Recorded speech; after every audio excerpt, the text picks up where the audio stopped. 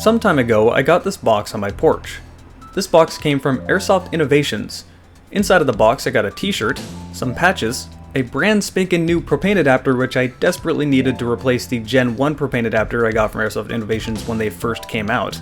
Yeah, this thing saw a lot of use, but I really needed to replace it. They also sent me a duster gas adapter, which is really nice as I've always needed one for those wonky Japanese gas blowbacks that you can't use propane with, a resupply kit, and 2 Airsoft Innovations Cyclone grenades. Thanks Airsoft Innovations, getting stuff sent to me is actually a huge help as this channel is rather expensive to maintain, so companies sending me stuff and sponsoring videos is a major help for the future of this channel. If you guys also want to help, consider contributing to my Patreon at patreon.com/Jarek4.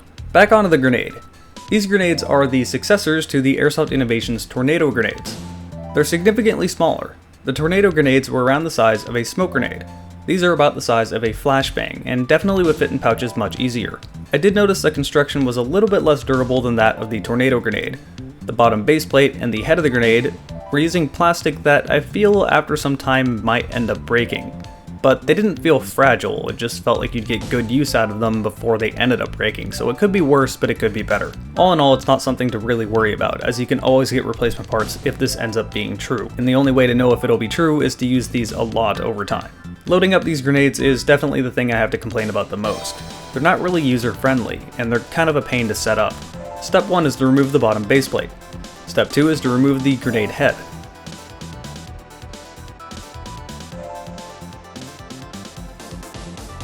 Remove the pin and spool and you can reset the grenade. This is actually somewhat tricky to do. You have to push up on this metal piece and push it forward, but the spring is very stiff, so just doing this with your finger is mostly impossible unless you have iron fingers. I don't know what you're doing with your spare time. I would recommend putting it flat on a table, pushing down and forward. If you do this properly, the piece should stay in place, and you'll be able to put the spool and pin back on. At this point you can screw the top back onto the grenade, and a white piece should be pushing out of the bottom. After about every 3 uses or so, you should re-lube up this O-ring.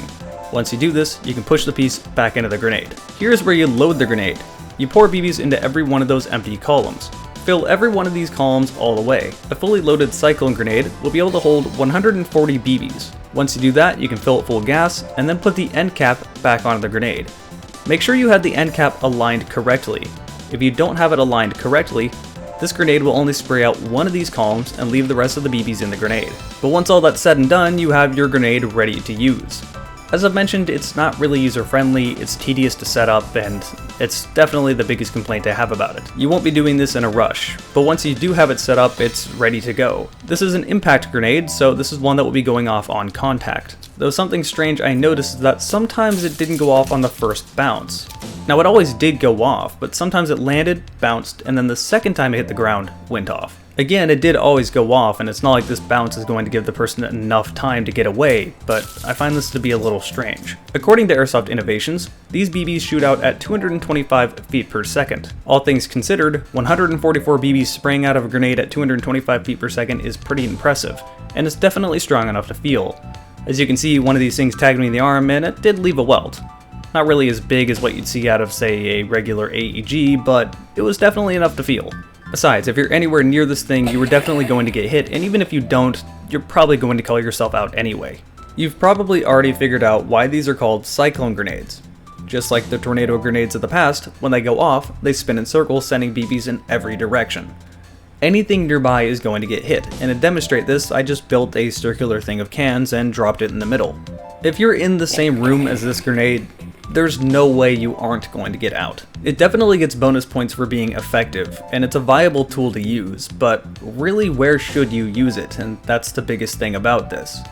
I can't really say I'd want to take these out in woodland because I'd be afraid of losing it, but in any CQB scenario, this would be a fantastic tool to use. In CQB, the ground is usually flat and there's nothing to get in the way.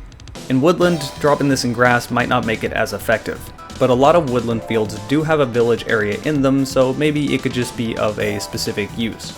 So where does that leave us with this grenade? Well, let's go over the pros and cons. I really only have a few complaints.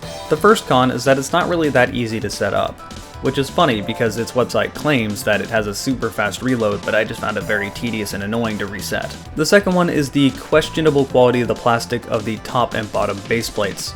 Again, this is more of a neutral point rather than a con, but I felt like pointing it out regardless. Now let's go over the pros. Basically everything else. This thing works very effectively, and even though I do have complaints about it, I can't advise you not to get it, at least if you're looking for a grenade. It will fit in your pouch, it's very effective, and it just has one of the coolest designs I've seen. The noise it makes and the BBs it sends in every direction really can't be explained without you standing near one. So should you get it? Well, if you're looking for a grenade, absolutely. Again, its biggest complaint is just that the setup is a little annoying, but this is a grenade. It's not like you need to reload every 5 seconds. This isn't a gun, you can just get it going before the game starts. It's a tedious thing, and it's only more of a complaint for me because I was making videos on them. Once again, a huge shout out goes to Airsoft Innovations for sending me this stuff. It really does help the channel a lot, and again, if you guys want to help, please check out my Patreon. Anything you donate goes right back to this channel, whether it's new guns to review or new equipment to use for the videos. Also be sure to check out my video game account. I do a ton of work over there, whether it's making a gun guide for Battlefield 1, making a highlight video for a Rivals of Aether tournament, making a review of a game. I do a bunch of stuff over there, and all ad revenue on that channel will come right back over here. So thanks for watching, and I will see you guys next time.